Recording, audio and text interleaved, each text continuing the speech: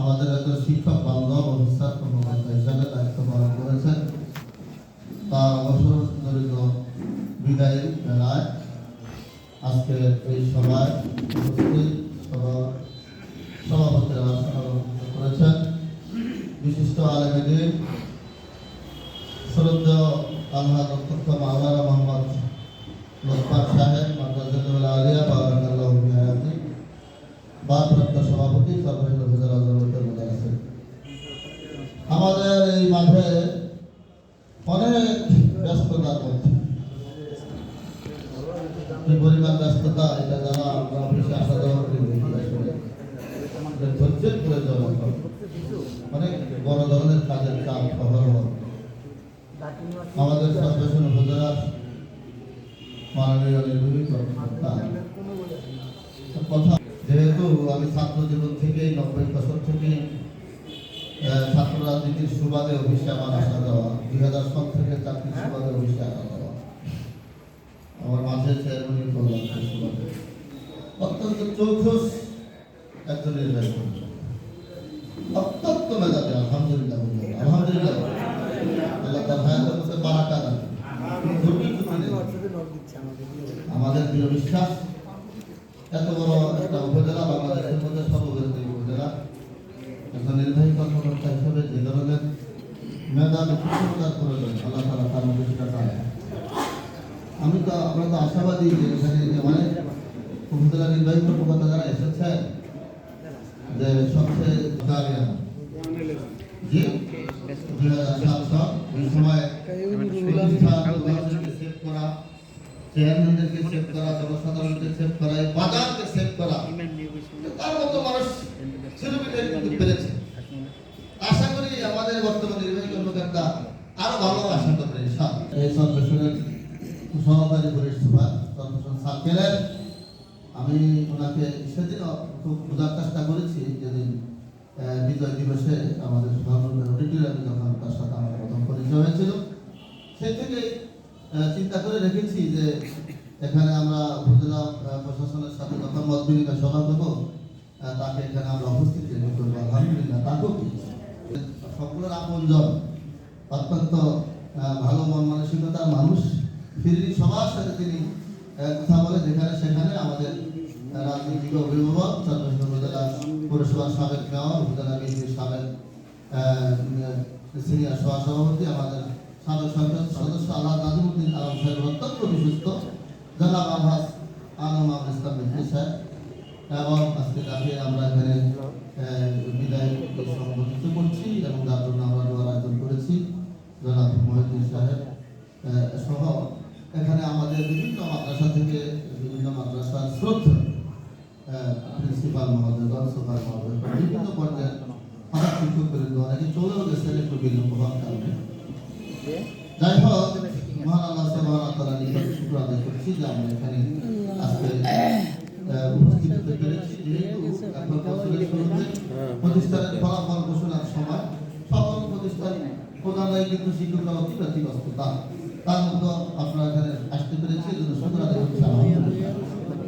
আমরা এবছর বিশেষ করে আজকে আমি বিশেষ করে বাংলাদেশ মাদ্রাসা শিক্ষক সমিতির কেন্দ্রীয় পর্যায়ে আজকে বছর নাগাদ যুদ্ধ মহাসচিব হওয়ার পর থেকে আমরা ঢাকা কেন্দ্রিক বিভিন্ন সেমিনার এবং ইতিমধ্যে ফখরুল সাহেবের সাথে আমাদের মত বিনিময়, যাতে করে আমাদের শিক্ষক বান্ধব মাদ্রাসা বোর্ড অধিদপ্তর এবং আরো বিশ্ববিদ্যালয় এখানে যেন ভালো ভালো অফিসার মেধাবীদেরকে পাঠানোর বিষয়ে আমরা মত বিনিময় করেছি একাধিকবার। আমরা এখানে আজকে যেটা আমাদের অতিথিবৃন্দের কাছে, বিশেষ করে উপজেলা নির্বাহী কর্মকর্তার কাছে দাবি করবো, জানাবো, সেই ধরনের কথাগুলো নিয়ে আসছি। আমাদের টার্গেট হচ্ছে এবছর আমরা বাংলাদেশের প্রত্যেক শিক্ষকদেরকে মাদ্রাসাগুলিকে জাতীয়করণের আওতায় আনার জন্য যত যা কিছু প্রয়োজন ঢাকা কেন্দ্রিক আমরা করবো ইনশাআল্লাহ। আপনারা এই চরপেশনে বাংলাদেশের মধ্যে এখানকার নাগরিকরা, এখানকার শিক্ষকরা অত্যন্ত সচেতন।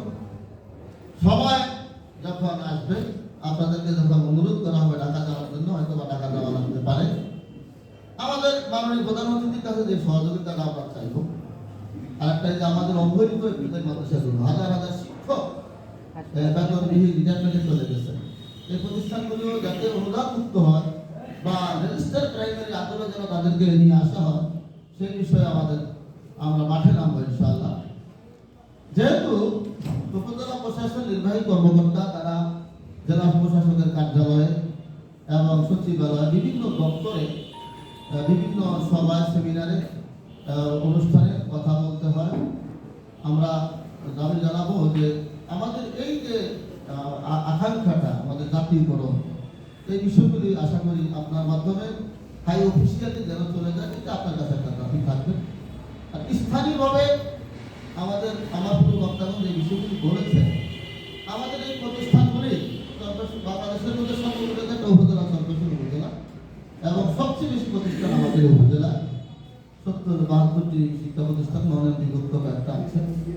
তো এই প্রতিষ্ঠানের একাডেমিক যে ভবনগুলো বা ঘরগুলো, এই ঘরগুলো আমাদের শিক্ষকদের টাকা করে, আমরা যারা শিক্ষকতা করি আমাদের সন্তানদেরকে মানুষ করা, পড়ানো, ফ্যামিলি মেনটেন করা খুব কষ্টকর হয়ে যায়। তারপরও আমরা বিভিন্ন সময় টাকা করে পয়সা দিয়ে আমরা ঘরগুলোকে আমরা নির্মাণ করেছি। আমাদের প্রত্যেকটা প্রতিষ্ঠানে এমন কোনো টিচার পাওয়া যাবে না যে ওই প্রতিষ্ঠানে তাকে চাঁদা দিতে না হয়েছে ঘর নির্মাণ বা বিভিন্ন কাজের। এই ব্যাপারে আপনার কাছে আমরা সবাই অনুরোধ করবো যে আপনি একটু যদি আন্তরিক হন, বিভিন্ন বরাদ্দ আপনার কাছে আসবে জেলা পরিষদ এবং আরো অন্যান্য বিভিন্ন বরাদ্দ শিক্ষা ক্ষেত্রের ডিপার্টমেন্টে, যাতে করে প্রত্যেকটা প্রতিষ্ঠানে কিছু টাকার মাধ্যমে প্রতি বছর যদি প্রস্তাব আকারে যায়, তাহলে প্রতিষ্ঠানগুলি প্রতি বছর যদি 8-10টা 12টা করে হয়, তাহলে আগামী আপনার মেয়াদের মধ্যে বা পরবর্তী কয়েক বছরের মধ্যে আমাদের চরপেশনের এই প্রতিষ্ঠানগুলি সেই একাডেমিক ভবনের দৈন্য দশা থাকতে হবে। আবার আরো বিষয় হচ্ছে, যেহেতু আপনি এখন আমাদের অভিভাবক, সরাসরি আপনি আমাদের ম্যানেজিং কমিটির ব্যাডক কমিটির সভাপতি, আপনার কাছে আমাদের বিভিন্ন প্রতিষ্ঠানের প্রিন্সিপাল সুপারগণ আসেন বিভিন্ন শৈশাক্ষরের বিষয়ে। এখানে দূর দূরান্ত থেকে অনেকে আসে, সকালে দূর দূরান্ত থেকে আসেন। যেহেতু আপনার এই অফিসে দৈনন্দিন অনেক কর্মব্যস্ততা কর্মযোগ্য, আমাদের অনুরোধ থাকবে আমাদের এই কাজগুলো আপনি সহজে ফেলে আমাদেরকে করবেন, এবং আমরা যাতে কোনো করে হামলা হয়েছে, এটা আমাদের দক্ষিণ পেশনের আবুল কালাম মুমূর্ষ অবস্থাতে আমরা এখান থেকে টাকা ঘাটে পাঠাতে হয়েছে। যে সরকারটা স্বৈরশাসকটা ক্ষমতা ছিল, তাদের আমলে আমরা যে শিক্ষক, আমরা তো লামায় কালাম, এটুকু ন্যূনতম সম্মান বোধ কিন্তু তাদের কাছে ছিল না। এখন যে সরকারটা আছে, আগামীতে আমরা চাই তো যে সরকার গঠন করবে, আমরা আমাদেরকে যারা নাজেহাল করেছে, অপমান করেছে, অবস্থ করেছে, বেতন বন্ধ করেছে, আমরা তাদের সাথে এখন একই কাতারে নামাজ পড়ি, তাদের সাথে বসে আমরা চাই। আমরা বারবার বলছি যে আমরা শিক্ষক, আমরা আলেম, আমরা ওরা যেভাবে করেছে আমরা সেভাবে করব না। আমরা ইনশাআল্লাহ মিলেমিশে থাকবো। প্রতিষ্ঠানের গুলির এলাকা ভিত্তিক সমস্যাগুলো আমাদেরকে যারা এখানে শিক্ষকদের নেতৃত্ব করে তাদেরকে একটু স্মরণ করলে, যাতে করে কারো বিল বেতন বন্ধ না হয়, কোনো প্রতিষ্ঠান প্রধান যেন কোনোভাবে হয়রানির শিকার না হয়, রাজনৈতিক বা সামাজিক, এই বিষয়গুলো দয়া করে আপনি আমাদের অভিভাবক হিসাবে সরাসরি আপনার সাথে আমরা যোগাযোগ রাখবো, দেখবেন। এবং ইতিমধ্যে আমাদের শিক্ষক রানীঘাট মাদ্রাসা শিক্ষা জমিলা আজকে কয়েক মাস বিল বন্ধ, মানবতার বিল উদযাপন করতেছে। একটা শিক্ষক সাসপেন্ড না, বহিষ্কার না, মানে তার বিল বেতন। দয়া করে আশা করি তার বেতনটা এই মাসে আপনি সামিল করবেন ইনশাআল্লাহ। কথা আর বেশি দীর্ঘায়িত করবে না। আপনি সর্বোপরি আমাদের অভিভাবক, আপনি আমাদের এই বিষয়গুলো দেখবেন। আর আমাদের যিনি এখানে সহকারী পুলিশ সুপার হিসেবে যাতে আমরা এখানে অত্যন্ত আগ্রহের সাথে আমন্ত্রণ করেছি। আপনার আন্ডারে উপজেলা 4টা থানা, আপনাদের পুলিশ অফিসারগুলোকে একটু দয়া করে বলে দেওয়া দরকার, যাতে করে আমাদের প্রতিষ্ঠানে আসা যাওয়ার পথে কোনো ছাত্রী একদিকে শিকার না হয়, আমাদের প্রতিষ্ঠানের কোনো রকম কোনো কেউ যেন কোনো বিঘ্ন না ঘটে, কোনো শিক্ষকের যেন ন্যূনতম মান ক্ষুণ্ণ যেন না হয়। এখানে একটা বিষয় আছে যে আমাদের ভাষা করি আর কি করছেন, তো করছে, অনেকে কিন্তু আমলিক করছে। আরো করে বাংলাদেশে আমলিক করতে পারে না, আমি বিশ্বাস করি এটা, কারণ ওরা ইসলামের দুশ্মন ছিল। এটা আমাদের বলিষ্ঠভাবে আমরা এই কথা বলবো, সর্বদা বলে আসছি এবং বলবো। অতএব যেহেতু আমরা মাদ্রাসার আলেম শিক্ষকরা অনিচ্ছাকৃত আমলিক করেছে, আমরা চাই না ন্যূনতম কেউ যেন কোথাও যেন কোনোভাবে হয়রানির শিকার না হয়, তাদের যোগ্য মানক্ষুণ্ণ না হয়। আমরা ইনশাআল্লাহ মিলেমিশে থাকবো। অন্তত পক্ষে আমি একজন আপনাদের এই যেহেতু আমি রাজনীতির সাথে সম্পৃক্ত রয়েছি এবং শিক্ষক আপনার সারা বাংলাদেশের বিভিন্ন সেমিনার বিভিন্ন বিষয় নিয়ে আমি শিক্ষকদের বিষয়ে ইনশাআল্লাহ কথা বলতেছি। আমি আপনাদের খাতির হিসাবে আপনাদের যে কোনো সমস্যার সমাধানে আমি আন্তরিক থাকবো। আমাদের পুলিশ সহকারী পুলিশ সুপার আশা তিনি আমাদেরকে সকল বিষয়ে সহযোগিতা করবেন। মাঝে মধ্যে আমরা আপনাদের